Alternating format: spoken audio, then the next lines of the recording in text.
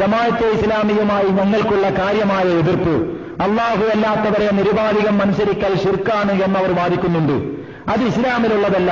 മൗദൂദി സാഹിബിന് മുമ്പ് മതരംഗത്ത് അങ്ങനെ ഒരു ശബ്ദം കേൾക്കപ്പെട്ടിട്ടില്ല എന്നാണ് ഞങ്ങൾ പറയുന്നത്. സൽസബിയിൽ പുസ്തകം 3 ലക്കം 3 പേജ് 40. നിരുപാധികമായ അനുസരണം അള്ളാഹുവിനെ മാത്രമേ അനുസരണം പാടുള്ളൂ, നിരുപാധികമായ അനുസരണം അവന് മാത്രമായിരിക്കണം എന്ന് മതരംഗത്ത് മൗദൂദി സാഹിബിന് മുമ്പ് ആരും പറഞ്ഞിട്ടില്ല. ഇബാദത്തിന് അനുസരണം അർത്ഥം എന്നാണല്ലോ പറഞ്ഞത്. ഇനി അതിന് നേരെ എതിരെ അദ്ദേഹം തന്നെ എഴുതാണ്. എന്നാൽ ജമാഅത്തെ ഇസ്ലാമിക്കാർ ഇബാദത്തിന് അനുസരണം എന്ന അർത്ഥം ഉറപ്പിക്കാൻ വേണ്ടി ഏറ്റവും വലിയ പ്രമാണമായി എടുത്തു കാണിക്കുന്നത് ഇമാം റാസിയുടെ വാക്കുകളാണ്. അങ്ങനെയുള്ള ചില അബദ്ധങ്ങൾ ഇമാം അവർകൾ എഴുതിവിട്ടിട്ടുണ്ട്. അദ്ദേഹം വലിയ മഹാൻ തന്നെ, പക്ഷേ ഈ പറഞ്ഞത് മഹാതെറ്റാണ്. മഹാനായപ്പോ മഹാതെറ്റ്. സൽസബിയിൽ പുസ്തകം 2 ലക്കം 8 പേജ് 45-46 എങ്ങനെയുണ്ട്? ആദ്യം അനുസരണം എന്ന അർത്ഥം മൗദൂദി സാഹിബ് അല്ലാതെ ലോകത്താരും പറഞ്ഞിട്ടില്ല എന്ന് പറഞ്ഞ് എഴുതി. പിന്നെ ആയിരിക്കും ഈ റാസി നോക്കിയിട്ടുണ്ടാവുക. അപ്പൊ ഇമാം റാസിയിൽ അങ്ങനെ ഉണ്ട്. അപ്പൊ എന്തായി? അദ്ദേഹം മഹാൻ തന്നെ, പക്ഷേ ഈ പറഞ്ഞത് മഹാതെറ്റാണ്. ഒരനുസരണം അർത്ഥം ഇമാം റാസി മാത്രമല്ല, ലോകത്ത് ഒരുപാട് പണ്ഡിതന്മാർ പറഞ്ഞതും ഒരു വിഷയത്തൊരു തർക്കം, ഒരു പ്രശ്നവും ജമാഅത്തെ ഇസ്ലാമിക്ക് ഇല്ലാത്തതായ വിഷയമാണ്.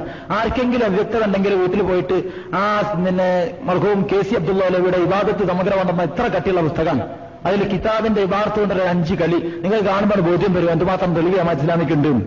ഇവരാകെ ഒരു നോട്ടീസ് ഇറക്കി ഇത്ര വലുപ്പത്തിൽ, അതെന്നെ ഇപ്പൊ അങ്ങാടിയിൽ വാങ്ങാൻ കിട്ടൂല.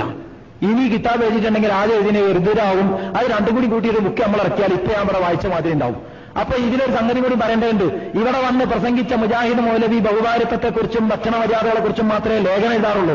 പ്രസംഗിക്കുമ്പോൾ മാത്രമേ ഈ മാതിരി വിഷയം പ്രസംഗിക്കാറുള്ളൂ. മൂപ്പരും കൂടി ഈ മാതിരി വിഷയത്തിൽ ലേഖനം എഴുതിയിരുന്നെങ്കിൽ വൈരുദ്ധ്യങ്ങളുടെ ഘോഷയാത്രയല്ല, വൈരുദ്ധ്യങ്ങളുടെ ഒരു മലബാർ മഹോത്സവം തന്നെ ഇവിടെ ഉണ്ടാകുമായിരുന്നു.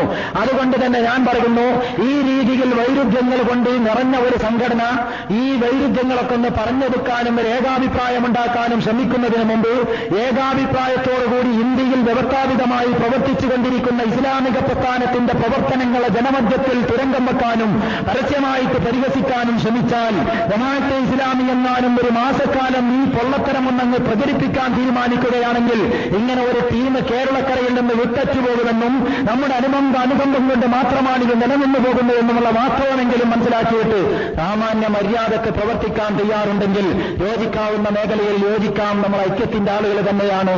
അതുകൊണ്ട് അത്തരം ആദർശത്തിന്റെ പിന്നിലുള്ള ഐക്യത്തിന് വേണ്ടി ഈ മാതിരിയുള്ള ചർച്ചകൾ ഗുണകരമാകുന്നുവെങ്കിൽ നല്ലതാണ്. അതിന്റെ ലൈനിൽ നിന്ന് തെറ്റുമ്പോൾ ഞങ്ങളിൽ നിർത്തും. അത് പരാജയമായി നമ്മൾ കാണാറില്ല.